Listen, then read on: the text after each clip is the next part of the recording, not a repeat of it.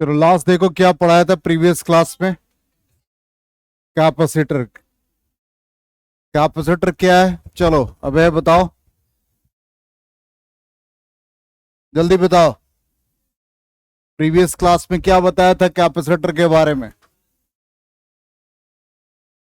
एक ऐसा अरेंजमेंट जिसमें टू कंडक्टर्स होते हैं और उनके बीच का मीडियम इंसुलेटिंग रखते हैं। ठीक है, प्रीवियस क्लास में ये बताया था। It is an arrangement of two conductors separated by an insulating medium that is used to store electric charge. इसमें यही है, एक पॉजिटिव चार्ज कंडक्टर और एक नेगेटिव चार्ज कंडक्टर, इसके बीच का मीडियम इंसुलेटिंग होगा। इसके क्रॉस जो potential difference V A B, तो capacitance is equal to Q by C, और C Q by V, sorry, तो क्यू बाई वी, तो वी पोटेंशियल डिफरेंस है क्रॉस ए बी। अब इस कैपेसिटर का यूज जैसे डीसी सर्किट में रेजिस्टेंस का यूज होता था, जो करंट को लिमिट करता था, करंट को कंट्रोल करता था, वैसे ही कैपेसिटर भी करंट को कंट्रोल करेगा इन एसी सर्किट। इसका काम है इलेक्ट्रिकल चार्ज को स्टोर करना। ठीक है, तो यही लिखा। अब इसका नेट चार्ज कितना होगा? 0। और ये यूज होगा एसी सर्किट में करंट को कंट्रोल करने के लिए। कैपेसिटर हमने बता रखा है कि एक डिवाइस होता है और इसके 3 टाइप्स है। एक पैरेलल प्लेट कैपेसिटर, दूसरा स्फेरिकल, तीसरा सिलेंड्रिकल। जितने भी इलेक्ट्रॉनिक डिवाइसेस है उसमें पैरेलल प्लेट कैपेसिटर यूज होता है, जिसका सिंबल 2 प्लेट हमने दिखाया था, एक पॉजिटिवली प्लेट और एक निगेटिवली प्लेट। स्फेरिकल में 2 कॉन्सेंट्रिक स्फीयर्स होंगे, ठीक, एक पॉजिटिव और एक नेगेटिव। उसी तरह से सिलेंड्रिकल को एक्सियल होंगे, एक पॉजिटिव और एक नेगेटिव होगा। ठीक, अब ये हम लोगों ने पहला पार्ट बता रखा था, capacitance in free space conductor के लिए निकाला था, मीडियम के लिए निकाला था। ये वैल्यू जो क्लास में नहीं थे प्रीवियस क्लास में, ध्यान से देखिएगा, यहीं पर थोड़ा सा ब्रीफ कर रहे हैं। सिंपली एक कंडक्टर है, इस कंडक्टर को आपने चार्ज प्रोवाइड किया। जैसे ही आप इसको चार्ज प्रोवाइड करेंगे, इसका पोटेंशियल इंक्रीज कर जाएगा। इसका मतलब जितना ज्यादा आप चार्ज देंगे उसी के कॉरस्पॉन्डिंग पोटेंशियल होगा। तो Q directly proportional to V, then Q is equal to CV। C को हम लोग कैपेसिटेंस कहते हैं, और यहां पर कैपेसिटेंस एक कांस्टेंट ऑफ प्रोपोर्शनलिटी यूज हुआ, जिसका वैल्यू Q बाई V हो गया। अब यहां पर यदि V का वैल्यू 1 वोल्ट हम पुट कर दें, तो यहां पर कैपेसिटेंस बिकम्स चार्ज। इसलिए कैपेसिटेंस को हम लोग डिफाइन करते हैं, it is defined as the charge required to increase its potential by unit volt. 1 volt से जितना भी आप उसको चार्ज करेंगे, और उससे, या सिंपली आप कह सकते हैं उसके पोटेंशियल को यदि 1 वोल्ट से हम इंक्रीज करें, तो जो चार्ज एक्युमुलेट होगा वही उसका कैपेसिटेंस है। क्लियर? अब इसका कैपेसिटेंस एक कंडक्टर का कैसे निकालते हैं? तो कंडक्टर का रेडियस यदि R है, तो इस कंडीशन में इसका पोटेंशियल कितना होगा? एट द सरफेस हम लोगों ने पढ़ रखा 1/4 पाई एप्सिलॉन नॉट R। अब यहां पर इसी को हम लोग यूज करेंगे, ऊपर लिख रहे हैं यहां पर साइड में, पोटेंशियल का वैल्यू मिल गया। अब इस फॉर्मूला से आ जाओ, capacitance C is equal to Q by V। V की जगह पर आ गया Q by 4 pi epsilon naught R। Q और Q कैंसिल हो जाएगा, तो capacitance becomes 4 pi epsilon naught R। ये कैपेसिटेंस कहां निकला? फ्री स्पेस और वैक्यूम में। तो C naught is equal to 4 pi epsilon naught into R। Clear? अब इसी को हम यदि मीडियम में लिखते हैं, तो मीडियम में क्या बन जाता? 4 पाई एप्सिलॉन R। और एप्सिलॉन को किसके बराबर लिखते हो? K epsilon not. पढ़ा रखा है फोर्स के, और वहां पर जब भी डायलेक्ट्रिक वगैरह पढ़ाया था। तो यहां पर ये बन जाएगा मीडियम के लिए कैपेसिटेंस 4 पाई एप्सिलॉन की जगह पर के एप्सिलॉन नॉट इनटू आर। अब यहां से K times 4 pi epsilon naught into R, ये क्या बन जाएगा? Capacitance in the medium. यही वैल्यू देखो निकाला है, मीडियम के लिए एप्सिलॉन लिखते हैं और ये सिंप्लीफाई करोगे तो सॉरी, के times of capacitance in free space not medium, तो बाय मिस्टेक लिखा गया कैपेसिटेंस इन फ्री स्पेस। अब इससे हम लोगों को रिजल्ट क्या मिला? इससे रिजल्ट मिला capacitance in free space to the medium का वैल्यू 1/k। जबकि हम लोग फोर्स का वैल्यू कंपेयर करते थे तो F naught by F M या E naught by E M और V naught by V M क्या होता था? Dielectric constant. तो यहां पर क्या हो गया? ये इनवर्सली रिलेटेड हो गया। आ गया समझ में? क्लियर?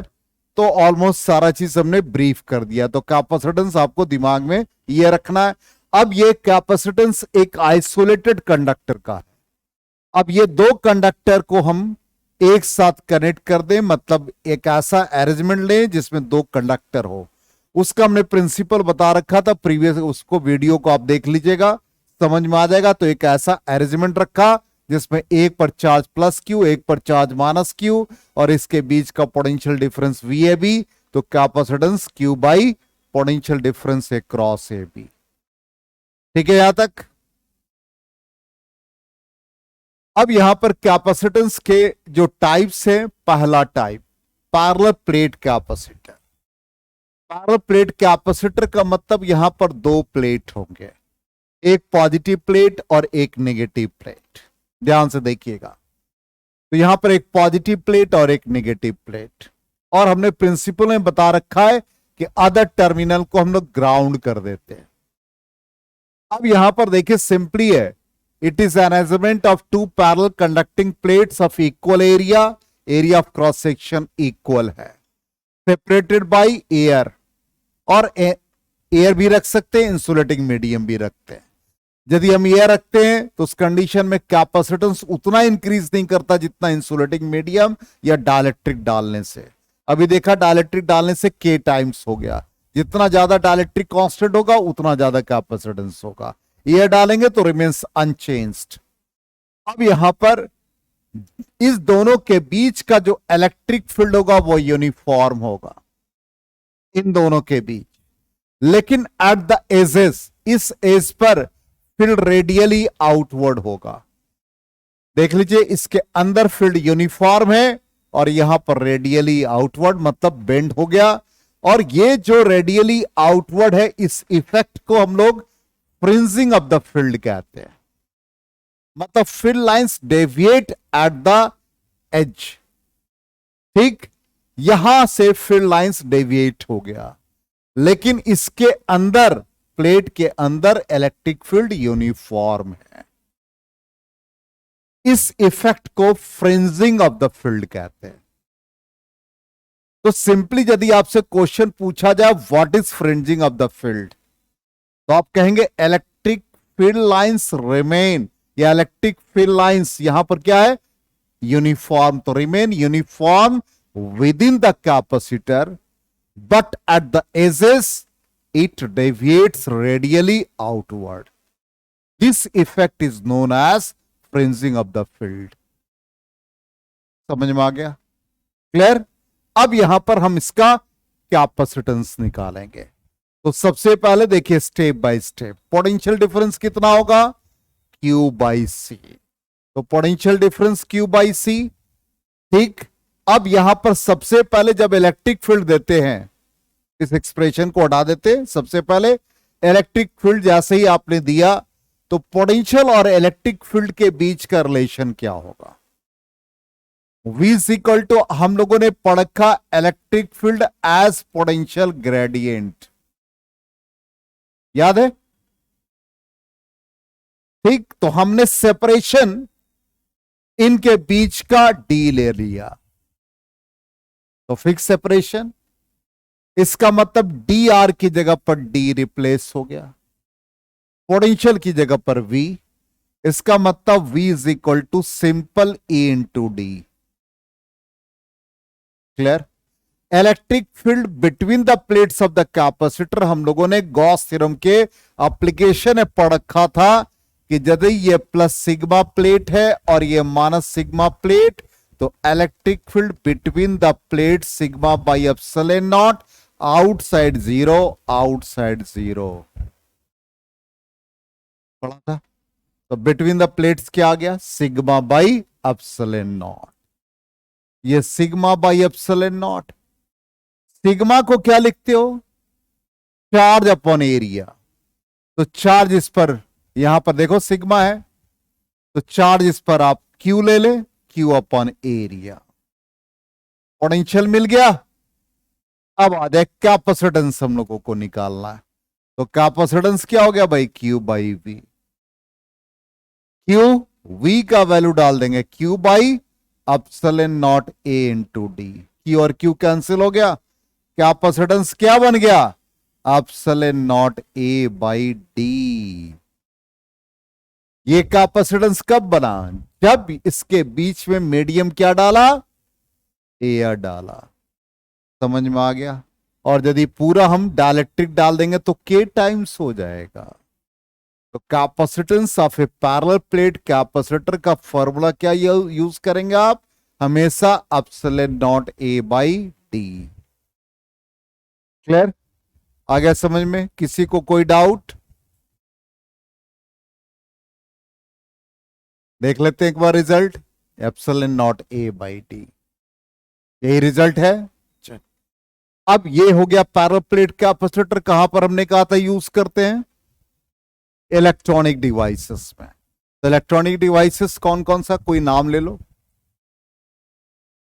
अरे रिमोट कंट्रोल, सिंपल।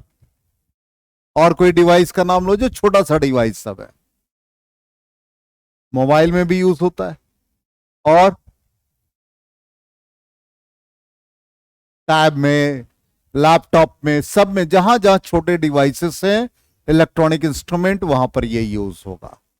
अब आ जाए, देखिए हमने क्या भी रखा था कि डाइलेक्ट्रिक डालेंगे तो क्या हो जाएगा finally? Capacitance epsilon naught epsilon R, medium के लिए एप्सिलॉन आ जाएगा और ये के टाइम्स बन जाएगा। ठीक है, चल अब आ जाए सिलेंड्रिकल कैपेसिटर।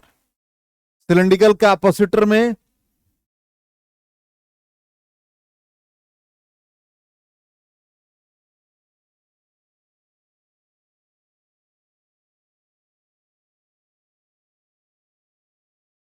अब सिलेंड्रिकल कैपेसिटर में टू कोएक्सियल सिलेंडर, एक पर पॉजिटिव चार्ज और एक पर नेगेटिव।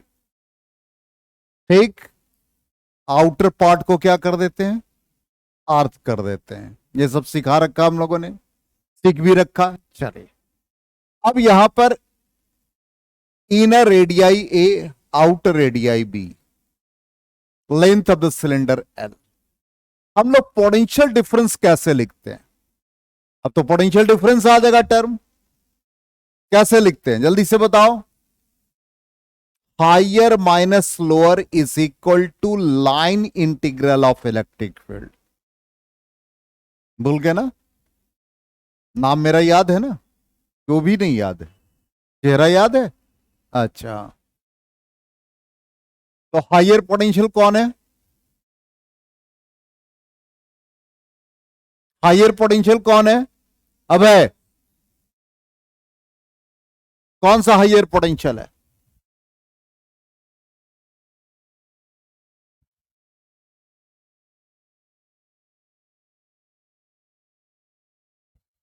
कुछ है नहीं, नहीं तो यहीं से हम फेंक के मारते तुमको। हम्म, कौन हायर पोटेंशियल साहिल?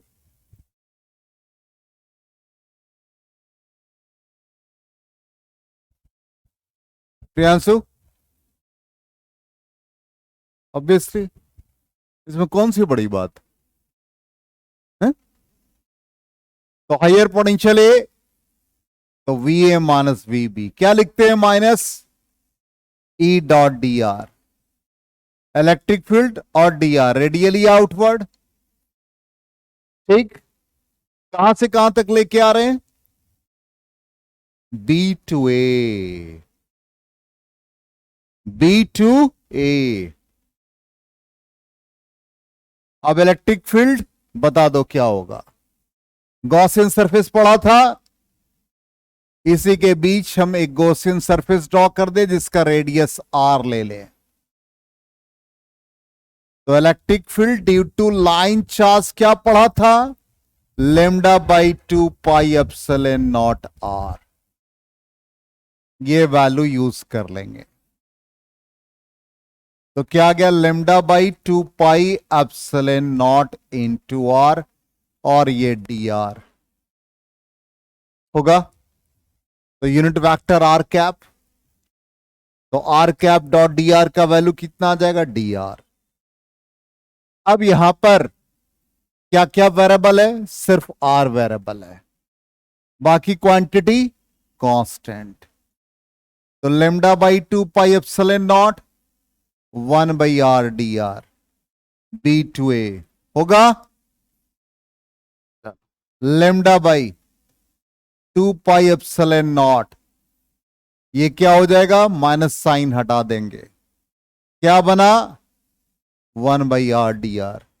1/r डी आर का इंटीग्रेशन क्या होता है? 1/x dx का इंटीग्रेशन।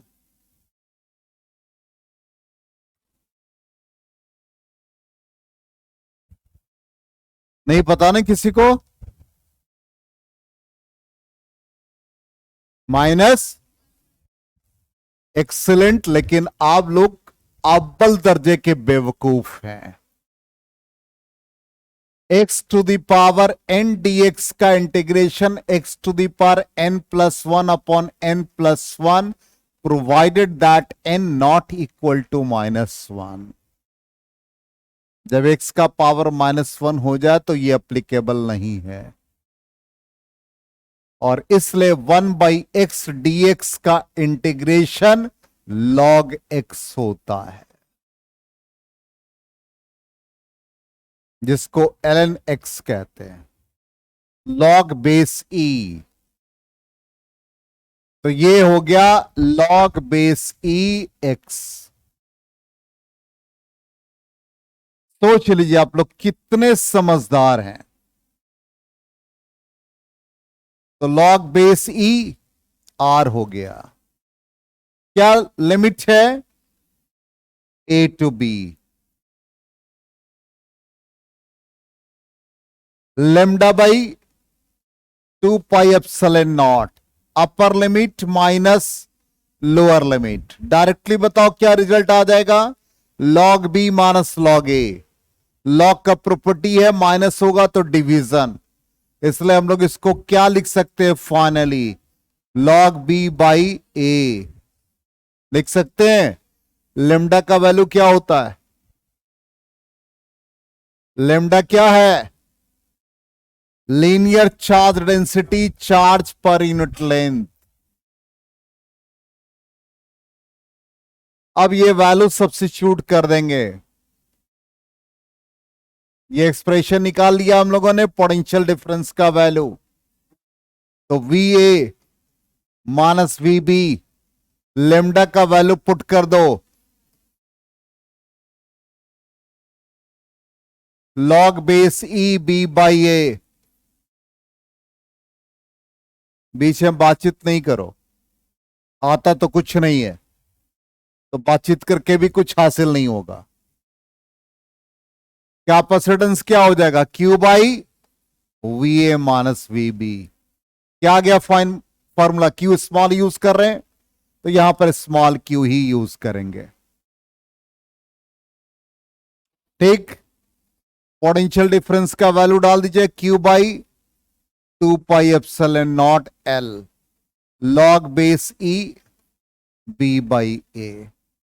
Q और Q कैंसिल हो गया, क्या आ गया formula? 2 pi epsilon not L log base E B by A। Clear?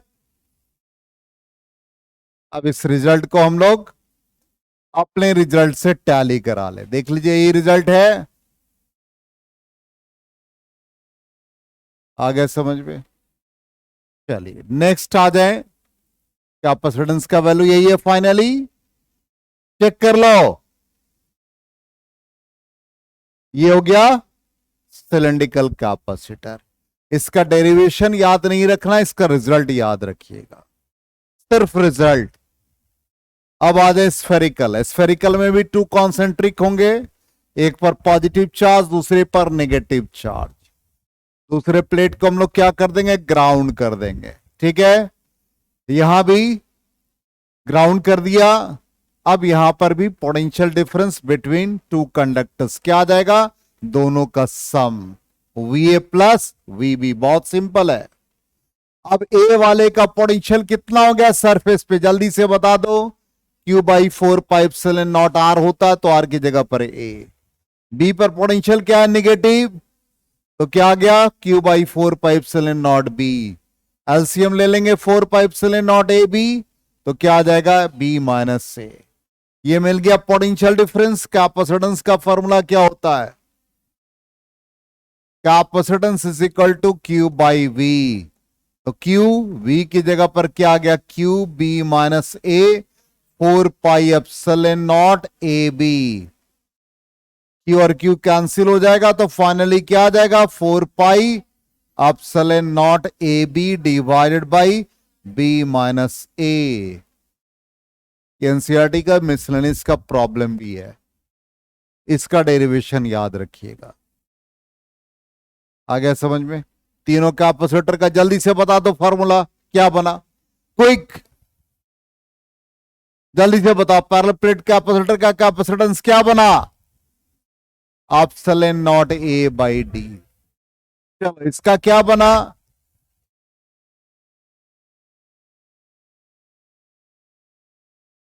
चलो इसका कैपेसिटेंस क्या बना।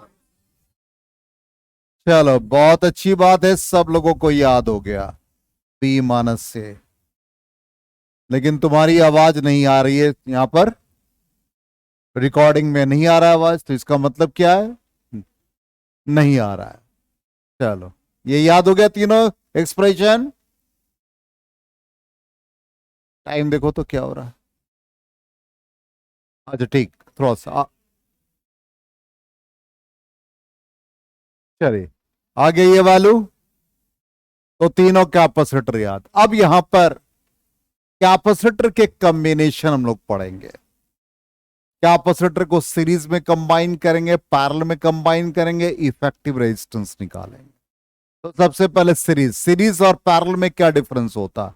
हमारे घर में वायरिंग कैसा होता है, पैरेलल। पैरेलल का मतलब पोटेंशियल डिफरेंस सेम होगा, करंट का डिस्ट्रीब्यूशन। तो यहां पर बिल्कुल वैसे ही चार्ज का डिस्ट्रीब्यूशन होगा पैरेलल में।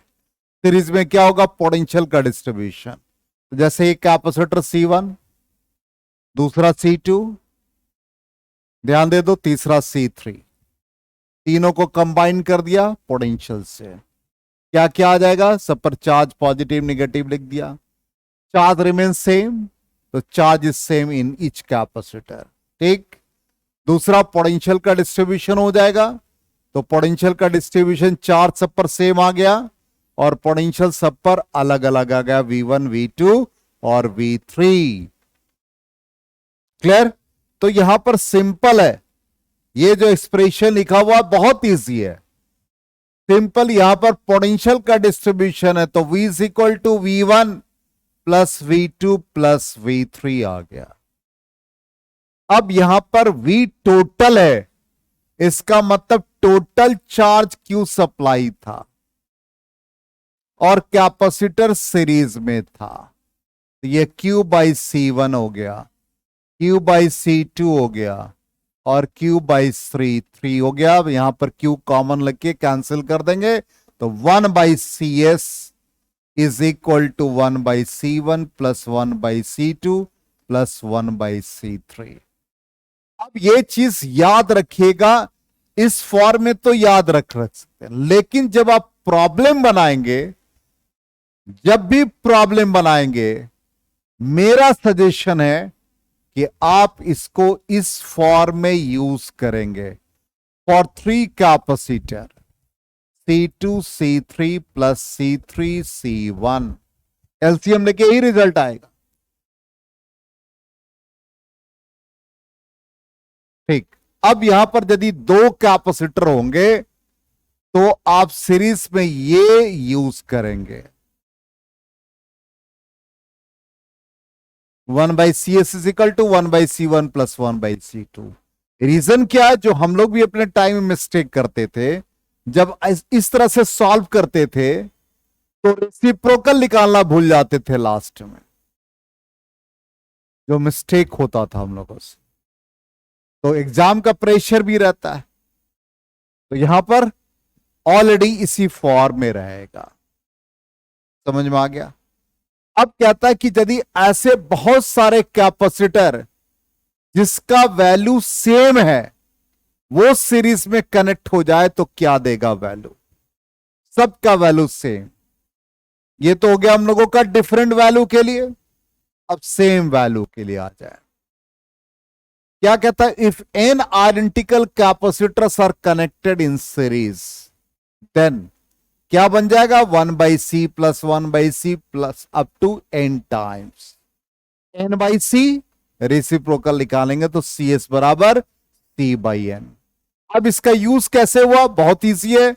4 माइक्रोफराड के 20 कैपेसिटर हैं, तो अब उसको 20 टाइम्स लोगों को तो बहुत टाइम लगेगा, तो डायरेक्टली क्या कर देंगे, 4 माइक्रोफराड के 20 कैपेसिटर हैं, तो 4 सीधा 20 नंबर से डिवाइड कर देना। समझ में आ गया सीरीज? अब आ जाए पैरेलल। पैरेलल कॉम्बिनेशन में देखिए कैपेसिटर C1, ठीक, C2, C3 सारे पैरेलल में थ्रू ए पोटेंशियल कनेक्ट हो गया। अब क्या होगा, पैरेलल में पोटेंशियल सेम रहेगा, चार्ज का डिस्ट्रीब्यूशन होगा।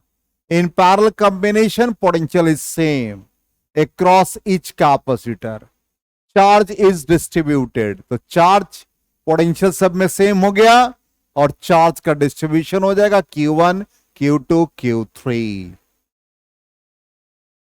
तो Q कैपेसिटर मतलब चार्ज लेकर के चलेंगे, इनिशियल चार्ज कितना सप्लाई है, यहां से Q का सप्लाई है। अब Q इज इक्वल टू पहले वाले में Q1, दूसरे वाले में Q2, तीसरे वाले में Q3 हो गया। Q is equal to CV, तो पैरेलल में CPV, ये C1V C2V plus C3V, V common लेके कैंसिल कर लेंगे तो पैरेलल कॉम्बिनेशन क्या बन जाएगा, C1 plus C2 plus C3। इसी तरह से n आइडेंटिकल कैपेसिटर्स पैरेलल में कंबाइन हो जाए तो CP is equal to C plus C up to n times क्या बन जाएगा, n इंटू C। समझ में आ गया? क्लियर? अब मान लो यहां पर हमने एक क्वेश्चन आपसे कहा कि if N identical capacitors are connected in series and parallel, find the ratio of series and parallel. बताओ क्या होगा, सीरीज का क्या लिखेंगे, NC, पैरेलल में C/n, तो क्या आ जाएगा, n² इज टू 1। आया समझ में? तो सीरीज पैरेलल हमने बता दिया, कल इसका एप्लीकेशन होगा। एप्लीकेशन टोटल न्यूमेरिकल है, कॉपी लेके बैठना है, साथ में कैलकुलेशन होगा। कल हम यहां तक कॉपी चेक करेंगे सबका, जिसका कंप्लीट नहीं होगा मत आना, जिसका कंप्लीट नहीं होगा नहीं आओगे। कल से लेकर के 2 क्लास तक पूरा न्यूमेरिकल प्रॉब्लम सॉल्व कराएंगे।